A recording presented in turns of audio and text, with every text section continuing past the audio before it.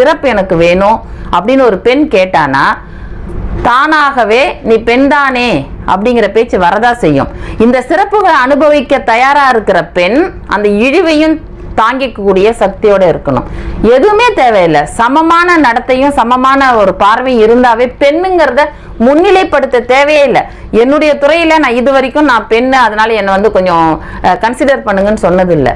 சமூகத்துல ஆண் பெண் சமந்தான். அது ஆண் சொல்லணும்னு அவசியம் கிடையாது. பெண் தன்னைத்தானே உணர்ந்து தானே எடுத்துக்கணும் அந்த ஆயுதத்தை. நீங்க இவ்வளவு பேசுறீங்க, இவ்வளவு வெளியில வந்துட்டீங்க, உங்களுக்கு குடும்பம் ரொம்ப சப்போர்ட்.